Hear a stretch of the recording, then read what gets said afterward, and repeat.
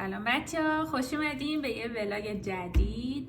ما امروز تصمیم گرفتیم که به مناسبت پایان سال تحصیلی و اینکه با موفقیت این سال رو تموم کردیم یه جشن کوچولو برای خودمون بگیریم. به خاطر همین امروز تو خونه لازانیا پارتی رو انداختیم. یه ذره خرید کردیم، حالا اونا رو میاریم بهتون نشون میدیم. میخوایم چیزای مختلف درست کنیم. بعد امشبم تازه فصل 3 اسکوید گیم اومده، میخوایم تا صبح بشینیم بخوریم و بریم لازانیا درست کنیم. ملی خانوم داره اونور کار لازانیا رو میکنه. من میخوام بهتون نشون بدم که ما چی خریدیم. رفتیم 2 تا پودینگ گرفتیم. من اینو برای خودم گرفتم چون من عاشق پودینگ وانیلم. من باور میشه تا پودینگ وانیل نخوردم. ببین عاشقش میشیم. اینم که پودینگ شکلاتیه. بعد یه چیز جالبی هم که بود، انگار اینا رو نباید بپزیم. آره، میگه که با 2.5 لیوان شیر سرد اگه مخلوطش کنی بعد بذاری یخچال، میگه 3 دقیقه حاضر میشه. حالا امتحان میکنیم ببینیم چه جوریه. موقع درست کردنش هم فیلم میگیریم. ولی این مارک بهترینه تو پودینگ. آره. چیز بعدی که گرفتیم این بیسکویت هاست. خیلی این نارگیلی نیست نه؟ ولی توش به خدا نارگیل داره. من نوشته سوسو کرم. نه این داره توشون تام تاهینلی لیف کاینا، ولی طعم نارگیل میده. من میدونم که تو به خاطر اون خریدی. و اینا جدیدن اومده فکر کنم، من ندیده بودم. اینا چیه؟ نوشته توپ نارگیلی بلیزارد کیک. اینا رو هم میخوریم بهتون. من اینا هم تا نخورده بودم. یه دونه هم داشت با طعم لاته، ولی دیگه آره فکر کنم آمریکایی هم هست چون نوشتن امریکن برند.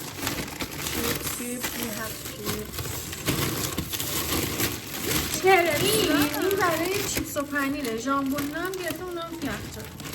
چرزا میشه هم کرانچی تو ایران. نه این برنده. این مدلش این مدلش آره همون که فقط کرانچی یه ذره مزه پفک میده، ولی با طعم پیاز و پنیره.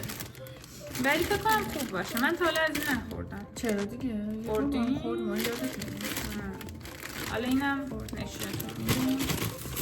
بعد 2 تا چیپس گرفتیم. باید همون بچینیم. این فوق العاده است. توش پنیر داره. من نه توشه. من عاشقشم. بعد قراره که پاپکورن. اینا رو ما یه خاطره بامزه داریم که نمیتونیم تعریف کنیم. رنینگای دانشگاه. با اینا رو کاش بزنم یخچال آب شده. این دوره آره یه دونه هم دوباره چیکولاته گرفتیم. دوباره تخفیف خورده بود البته. این شده چند لیره بود؟ این فکر کنم 80 لیره. تو حالت عادی آره 49 این هلوش 80-90 هزار تومان. بعد اینم سفارش یکی از بچه هاست. همون خوراکی که خودش دوست داشته. اینم مال منه. اونقدر ترشه 4-5 تا ازش بخوری زخم شدن زبون حتمیه. ببین حتمی. بعد نمیدونم چرا ولی آدم اینو من گرفتم برای اینکه گفتم شاید شرایط تخمین بشه. 100% به خاطر همین. بعد دیگه چی گرفتیم؟ ذرت گرفتیم. ذرت مکزیکی درست میخوایم درست کنیم.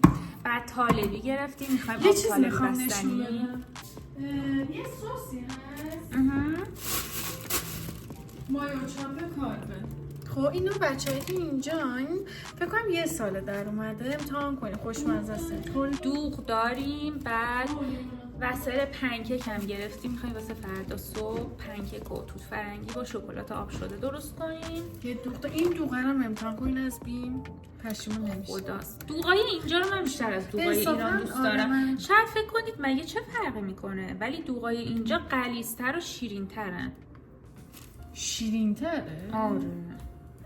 ماستی که توش داره آره بیشتره دیگه، غلظتش هم بیشتره. آره این خوشمزه است، مال مارک بیم بزیر. بعد اینم که لیموناتامون، اینم لیمونید. این تو خیلی لیموناتا دوست دارم. اصلا تابستون که شروع میشه یکی از نشونهاش همین لیمونات هست. به ما سرایت کرده، ما خودمون هر بار میریم بیرون حتما لیمونات میخوریم. یک ماه و نیم واقعا سخت کشید، ولی ما بچه خوبی هستیم. پارتیمون الکل نداره، فقط خوردنی. دوغ داریم ما. این وانیلی است. خب میریزیم این تو همه رو.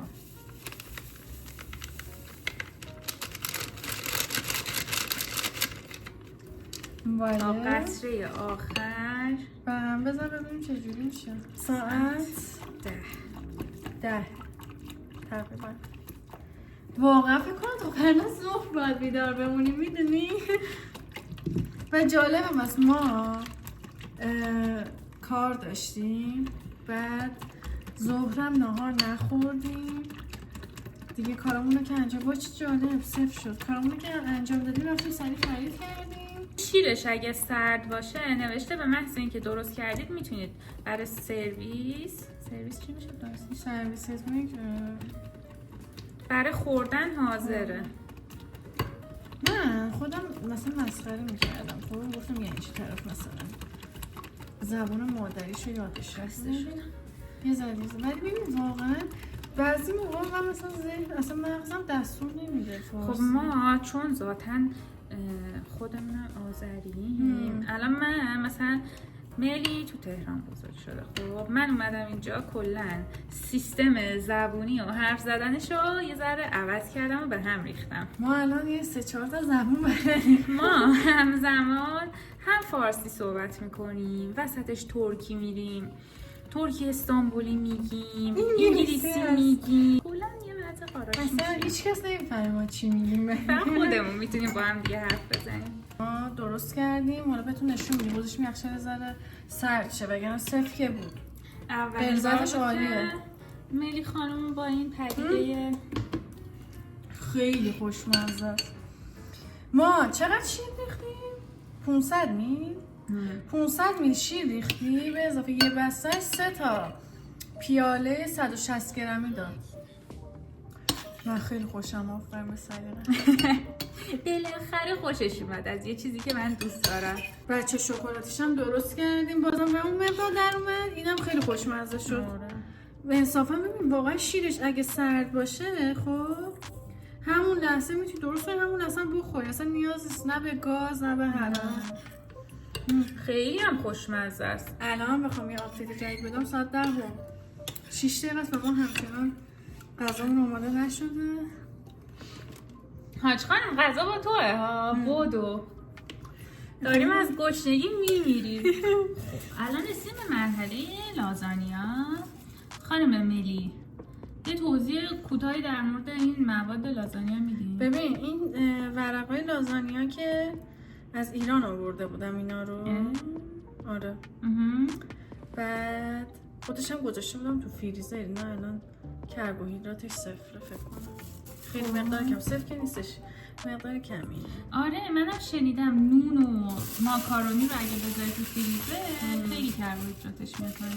بعد دیگه گوشتش هم که خودمون آماده کردیم. چیزی که من از اینجا دوست دارم این که صدای اذان میاد. نمیدونم احساس آدم آرامش نمیگیره. بعد یه جوری هم مسجدا رو ساختن که تو هر خونه ای باشی تو صدای اذان رو میشنوی. کل شهر رسما موقع اذان میتونن صدای اذان رو بشنون. رفتار دیگه هم که خیلی خیلی خوشم میاد و اینو من خودم مثلا اینجا خیلی تاثیر گذاشته رو خودم هم یاد گرفتم اینه که موقع اذان حالا کلابا رو نمیدونم چون ما تا نرفتیم، ولی هر جایی اگه حالا کنسرتی باشه هر جا که آهنگی اگه در حال پخش باشه اونو قطع میکنن به خاطر اذان. بعد از اذان دوباره پلیش میکنن. این رفتار خیلی قشنگه به نظرم که این میگم تو خود منم موندش. مثلا آهنگ الان بذارم برای خودم اذان بده آهنگو قطع میکنن بعد از اذان. خب لازانیای ما هم در حال پخته. من گفتم از این مرحلهش بگیرم.